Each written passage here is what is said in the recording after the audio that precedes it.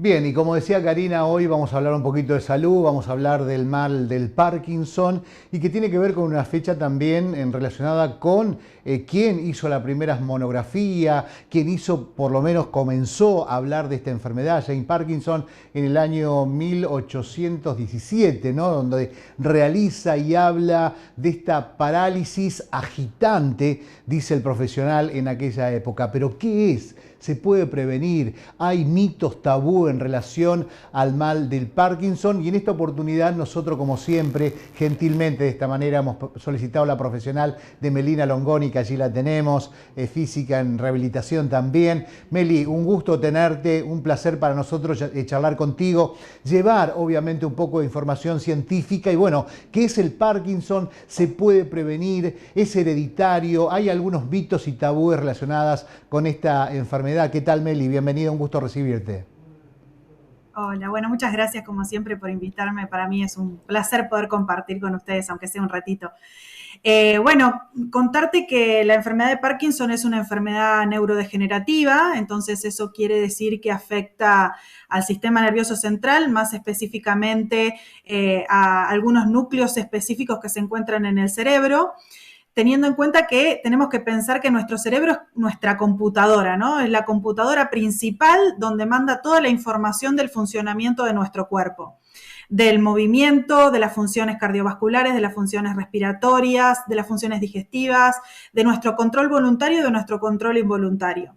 En el Parkinson en particular hay una afectación de unos núcleos que se encuentran en la base del cerebro, los núcleos de la base o ganglios de la base, en los que empieza a fallar una sustancia específica que se segrega en estos núcleos y hace que aparezca una alteración en la función del movimiento.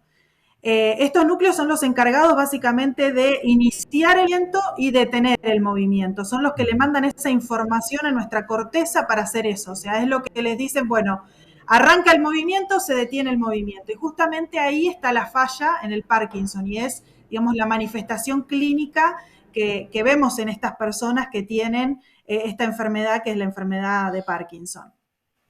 Quería preguntar, esa falla que sucede, digo, ¿es genética? ¿Se da en determinado momento? ¿Yo lo puedo prevenir? ¿Puedo trabajar, digo, en determinado tiempo, no sé, con medicamento, con vida saludable? ¿Puedo prevenir eso? En realidad, digamos, la causa es desconocida, sí sabemos que hay algunos factores que son predisponentes. Desde el punto de vista genético, solamente entre el 15 y el 25% de las personas que tienen enfermedad de Parkinson tienen un componente genético. El resto no se sabe por qué desarrolla la enfermedad de Parkinson. Sí sabemos que hay algunos factores que pueden predisponer a la enfermedad de Parkinson, como son, bueno, la edad, cuando uno tiene una edad mayor es más posible que aparezca esta enfermedad que en personas más jóvenes.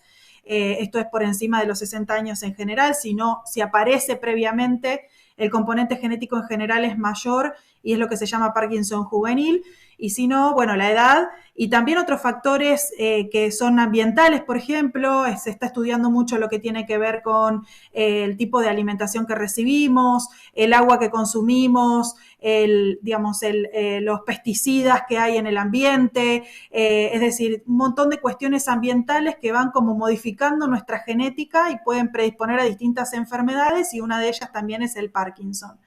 No tenemos forma de poder prevenirlo y no existe una cura, pero sí existen un montón de medicamentos que lo que tratan de hacer es desacelerar, digamos, este proceso de alteraciones que presenta el Parkinson o evitar que aparezcan otros síntomas, pero digamos, no existe nada que lo pueda curar definitivamente. Pero también podemos utilizar no solamente la parte farmacológica y también, digamos, lo que tiene que ver con tener una vida saludable, que eso siempre es muy positivo y mejora muchísimo la calidad de vida de las personas, no solamente con enfermedad de Parkinson, sino con cualquier tipo de enfermedad, sino también la rehabilitación de esos síntomas que pueden aparecer, como por ejemplo los trastornos de la marcha, que las personas están muy enlentecidas para poder caminar, suelen tropezarse mucho, suelen caerse mucho, suelen tener, digamos, las expresiones faciales disminuidas, puede aparecer trastornos en la parte de glutoria, que se llama Sí, disfagia, sí. es decir, problemas al tragar. Y todo eso, digamos, también se evalúa y se trata desde el punto de vista de rehabilitación. Bien. Melina, los estudios que uno debe hacerse para saber cuáles son. En general, el Parkinson el diagnóstico es bien clínico porque tiene características bien específicas de los signos Ajá. y síntomas que aparecen.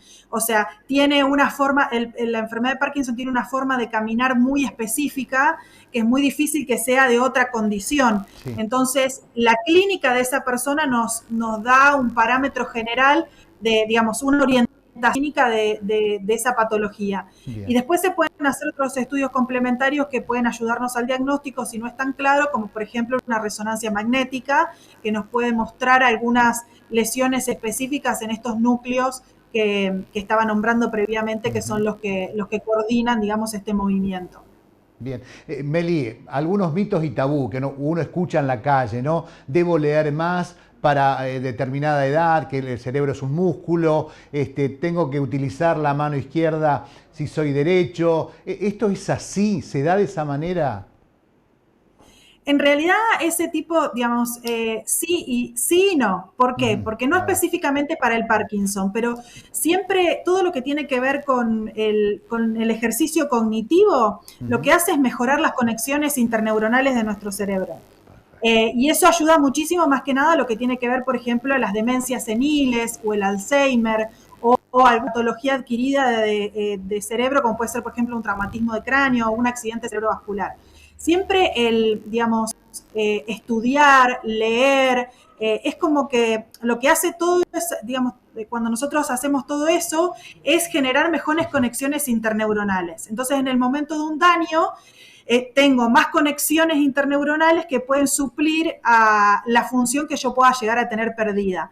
Así Bien. que siempre lo que tiene que ver con la estimulación cognitiva a través de la lectura, el estudio, es protector para nuestro cerebro. Estimula lo que llamamos la plasticidad neuronal y nos protege también ante ciertos eventos cerebrales que pueden aparecer.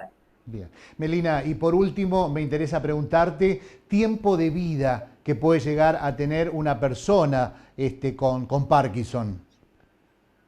En realidad depende mucho el tipo de Parkinson y el estadio y la progresión, porque el Parkinson tiene 4 estadios diferentes que digamos, la evolución puede ser muy rápida, de unos 2 o 3 años, o puede ser muy lenta una vez que aparece, y depende también la edad de aparición de los primeros síntomas. Por ejemplo, en el Parkinson juvenil, que está por debajo de los 50 años, es progresivo, un poquito más rápido que el Parkinson que aparece posteriormente, pero también tiene que ver con todos los cuidados que estuvimos hablando antes, de la rehabilitación temprana, del abordaje temprano, de los tratamientos que puede llegar a tener. Y eso depende mucho de cómo vaya a ser el pronóstico. Por ejemplo, una personalidad bastante famosa que tiene Parkinson juvenil es Michael J. Fox, el actor de Volver al Futuro, que él tiene Parkinson juvenil al día de hoy, fue diagnosticado hace más de 10 años y si bien tiene síntomas, ha tenido muy buena calidad de vida por este abordaje temprano, tratamiento temprano